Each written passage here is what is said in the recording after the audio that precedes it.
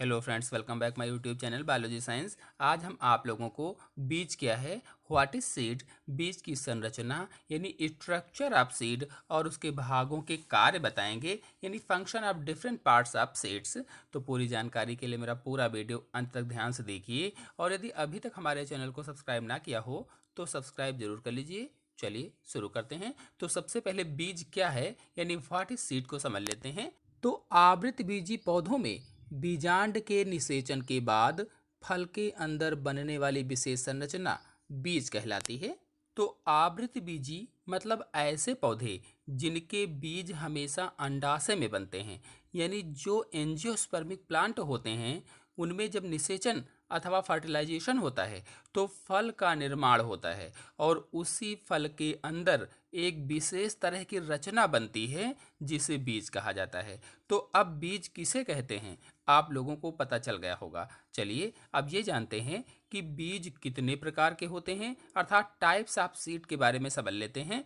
तो आवृतबीजी पौधे या एंजियोस्पर्मिक प्लांट दो प्रकार के होते हैं, यानी उनमें दो प्रकार के बीज पाए जाते हैं, या बीज के आधार पर दो प्रकार के पौधे होते हैं कहा जाए तो। नंबर एक बीजपत्री अथवा अंग्रेजी में इसे मोनोकाटलेडिनस कहते हैं, और दूसरा है द्विबीजपत्री, इसे अंग्रेजी में डाइकोटलेडिनस कहा जाता है। तो ऐसे पौधे जिनके बीज में भ्रूण केवल एक बीज पत्र वाला होता है उसे एक बीजपत्री कहते हैं। जैसे कौन कौन से होंगे? गेहूं, चावल, मक्का, गन्ना, प्याज, घास आदि सभी एक बीजपत्री बीज होते हैं या एक बीजपत्री पौधे होते हैं। जबकि ऐसे पौधे जिनके बीज में दो बीज पत्र होते हैं द्विबीजपत्री पौधे कहलाते हैं। जैसे कौन कौन से होंगे? तो चना, मटर, सेम, सरसों, आम, काशीफल आदि। तो इस छोटी सी क्लिप से इन दोनों को अच्छी तरह से समझ लेते हैं कि एक बीजपत्री बीज कौन से होते हैं और द्विबीजपत्री बीज कौन से होते हैं। इस बीज को देखिए, आप लोग जान गए होंगे, यह है व्हीट अथवा गेहूं। देखिए इसमें केवल एक ही बीज पत्र है, दो नहीं है। ऐसे ही चावल को देखिए, तो ये भी चावल जो होता है ये भी एक बीजपत्री होता है बीज, या एक बीजपत्री पौधा होता है, तो इसमें भी एक ही बीज पत्र होता है। तो ये सभी एक बीजपत्री हुए। अब चने के बीज को देखिए, ये है चने का बीज। इसको तोड़ते हैं तो देखिए इसमें दो बीज पत्र निकले, तो इसको तोड़ने पर दो बीज पत्र निकलते हैं, इसलिए द्विबीजपत्री हुआ। अब मटर में देख लेते हैं, तो मटर का बाह्य आवरण या बाह्य कवच निकालने पर इसमें भी देखिए दो बीज पत्र हैं, दो बीज पत्र मिले, इसका मतलब ये भी द्विबीजपत्री है। कुल मिलाकर देखा जाए तो जिनके बीज में दो दालें होती हैं वे द्विबीजपत्री होते हैं, और इन्हीं बीज पत्रों में भोजन इकट्ठा रहता है, संचित रहता है। तो लगभग जितने भी द्विबीजपत्री बीज होते हैं वे अभ्रूणपोषी या नॉन एंडोस्पर्मिक बीज होते हैं, यानी अभ्रूणपोषी अथवा अंग्रेजी में क्या कहेंगे, नॉन एंडोस्पर्मिक बीज होते हैं।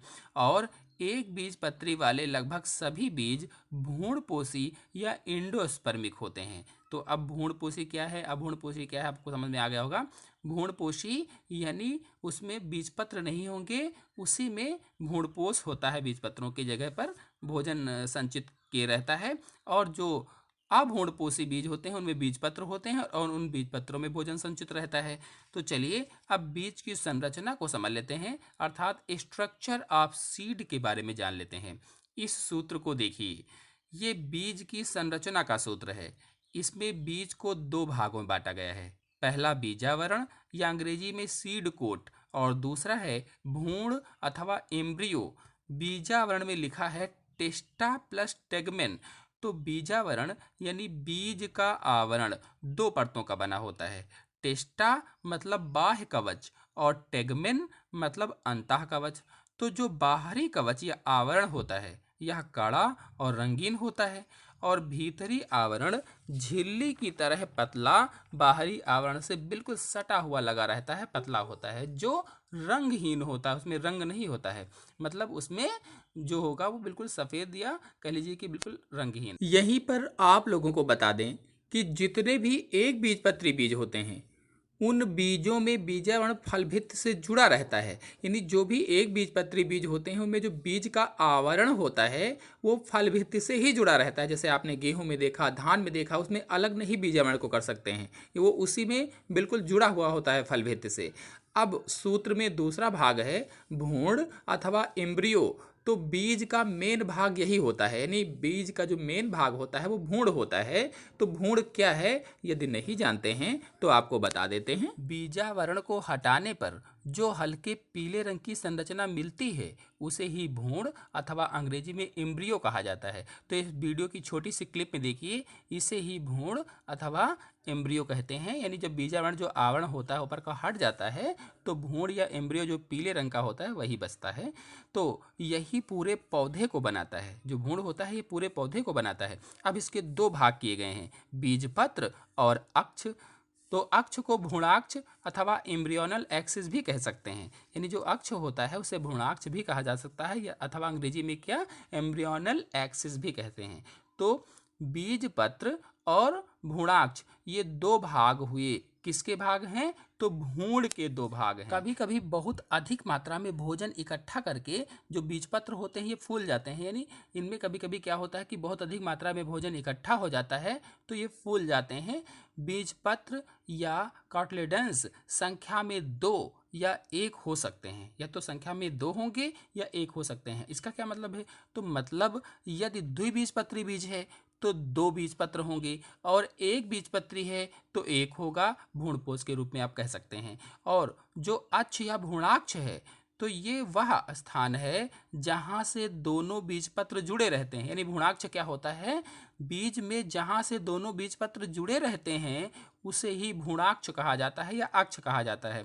तो इसके भी दो भाग होते हैं, यानी सूत्र में देखते रहिएगा, जो भ्रूणाक्ष है इसके भी दो भाग किए गए हैं, मूलांकुर अथवा अंग्रेजी में रेडिकल कहते हैं, और दूसरा है प्रांकुर अथवा अंग्रेजी में ल्यूम्यूल कहते हैं, जो अंकुरण के समय सबसे पहले निकलता है और भूमि में जड़ बनाता है, मूलांकुर कहलाता है। मतलब जब बीज को मिट्टी में बोया जाता है या मिट्टी में दबाया जाता है तो सबसे पहले मूलांकुर निकलकर मिट्टी में जड़ बनाता है, और फिर प्रांकुर ऊपर की तरफ निकल करके पौधा बनाता है। यानी जो अंकुरण के समय भूमि से बाहर आता है वो शूट सिस्टम होता है। रूट सिस्टम कहाँ होगा, नीचे होगा मिट्टी के, और मिट्टी के ऊपर कौन सा होगा, शूट सिस्टम होगा। तो इस प्रकार से ये शूट सिस्टम बनाता है, उसे ही प्रांकुर कहते हैं। तो ये तो हुई बीज की संरचना। अब चाहे चना, मटर, सेम आदि में से किसी की भी बीज की संरचना पूछी जाए तो आप उस बीज के अनुसार बता देंगे, जैसा मैंने बताया है। नहीं, उस बीज के पर्टिकुलर अगर बीज के बारे में पूछा जाता है तो उस बीज के अनुसार आपको बताना होगा, बाकी जैसे मैंने बताया है वैसे ही आप बताएंगे। तो चलिए अब बीज के विभिन्न भागों के कार्य समझ लेते हैं, अर्थात function of different parts of a seed के बारे में जान लेते हैं। तो सबसे पहला था पार्ट कौन सा, बीजावरण था। बीज का सबसे पहला कौन सा था, बीजावरण, यानी सीड कोट। तो इसका क्या कार्य होता है, तो ये संपूर्ण बीज के विभिन्न भागों की रक्षा करता है। जो बीज के विभिन्न भाग होते हैं बहुत सारे, उन सब की रक्षा करता है बीजावरण, और अंकुरण के समय जल का अवशोषण भी करता है। यानी जब अंकुरण होता है तो ये जल को सोखता भी है। अब दूसरा है भ्रूणपोष अथवा एंडोस्पर्म। तो भ्रूणपोष का क्या कार्य होता है, इसमें भोजन संग्रहित रहता है। तो ये जब अंकुरण होने लगता है तो नवोद्भिद की वृद्धि में सहायक होता है। यानी ये जो भोजन होता है नवोद्भिद की जब वृद्धि होने लगती है तो उसमें लगता है, तो ये भ्रूणपोष हो जाएगा। और भ्रूणपोष होगा किसमें, तो मैंने बताया था अगर द्विबीजपत्री पौधे हैं तो उसमें भ्रूणपोष नहीं होता, बीजपत्रों में ही भोजन संग्रहित रहता है। और अगर एक बीजपत्री पौधा है तो उसमें भ्रूणपोष अलग होता है, भोजन संग्रहित अलग रहता है। फिर आते हैं भ्रूण पर। तो भ्रूण के मैंने कई भाग बताए, बीजपत्र और भ्रूणाक्ष। तो बीजपत्र के कार्य क्या होंगे, इसमें भोजन संग्रहित रहता है, और जब पौधा अंकुरित होता है, नवोद्भिद बनने लगता है, पत्तियां बनने लगती हैं, तो उसको भोजन प्रदान करता है। यानी अंकुरण के समय बढ़ते हुए भ्रूण को भोजन देता है, ये इसका कार्य हो जाएगा।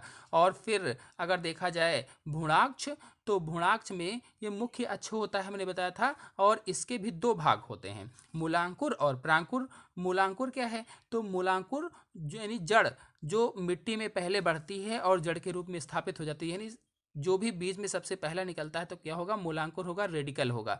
ये सबसे पहले वृद्धि करता है और अंकुरण के साथ ही जल अवशोषित करता है, और जल अवशोषित करके नवोद्भिद को मिट्टी में जमाने का कार्य भी करता है, और प्राथमिक जड़ के रूप में स्थापित भी हो जाता है। अगर प्रांकुर की बात की जाए तो प्रांकुर में ये पौधे का प्ररोह तंत्र मैंने बताया था, ऊपर का तंत्र होता है, सूट तंत्र होता है, यानी सूट सिस्टम होता है। अंकुरण के बाद मूलांकुर के कुछ समय पश्चात भूमि से बाहर निकलता है, यानी पहले मूलांकुर निकलता होता है और बाद में प्रांकुर निकलता है। अगर प्रश्न पूछा जाता है कि जब बीज को मिट्टी में बोया जाता है, अंकुरित होता है, तो उसमें सबसे पहले क्या निकलता है, तो आप बताएंगे मूलांकुर निकलता है, इसके बाद प्रांकुर। यानी रूट सिस्टम पहले बनता है और शूट सिस्टम का निर्माण बाद में होता है। तो ये हरा होकर के नई पत्तियां आदि बनाने लगता है जो होता है। और फिर है इसी में अगर देखा जाए तो बीज पत्राधार। तो बीज पत्राधार क्या है, तेजी से वृद्धि करके बीज पत्रों सहित प्रांकुर को बाहर निकाल लाता है। मैंने बताया था जब बीज के प्रकार आपको बताए थे। तो बीज पत्राधार क्या है, ये देखिए यहाँ पर देखिए, इसे कहते हैं, इस चित्र को देखते रहिए आप समझ जाएंगे बीज पत्राधार क्या है। तो इसमें ये वाला जो भाग है इसे बीज पत्राधार कहते हैं, बीज पत्र का आधार बीज पत्राधार का मतलब होता है। तो जो बीज पत्र का आधार होता है उसे ही बीज पत्राधार कहते हैं। तो ये तेजी से वृद्धि जब करता है तो बीज पत्र सहित प्रांकुर बाहर निकल आते हैं, यानी बीज पत्र भी बाहर निकल आते हैं और प्रांकुर भी बाहर निकल आता है। तो उसे प्रकाश आदि उचित मात्रा में मिलता है। और बीज पत्रोपरिक को अगर देखा जाए कि इसका कार्य क्या होता है, तो बीज पत्रोपरिक, ये देखिए ये वाला भाग है जिस चित्र में आप देख रहे हैं, इसको बीज पत्रोपरिक कहते हैं, यानी बीज पत्र के ऊपर का भाग बीज पत्रोपरिक नाम ही है। तो बीज पत्र के ऊपर का भाग, तो कुछ बीजों में अंकुरण के समय बीज पत्राधार के स्थान पर बीज पत्र तथा प्रांकुर के बीच का भाग जो होता है उसे ही बीज पत्राधार कहते हैं। और ये प्रांकुर भूमि से बाहर आ जाता है। तो कुल मिलाकर के ये बीज पत्रों को अगर ये तेजी के साथ बढ़ता है तो बीज पत्र भूमि के अंदर ही रह जाते हैं और प्रांकुर भूमि से बाहर निकल आता है। तो ये हो गए बीज के विभिन्न कार्य। आशा है आप सभी लोगों को मेरा वीडियो अच्छी तरह से समझ में आया होगा। तो आज के अंक में इतना ही। अगले अंक की जानकारी के लिए मेरे चैनल को सब्सक्राइब कर लीजिए और साथ में बेल आइकन को भी प्रेस कर लीजिए, ताकि आने वाले अगले वीडियो की नोटिफिकेशन भी, उसकी जानकारी भी आपको सबसे पहले प्राप्त हो जाए।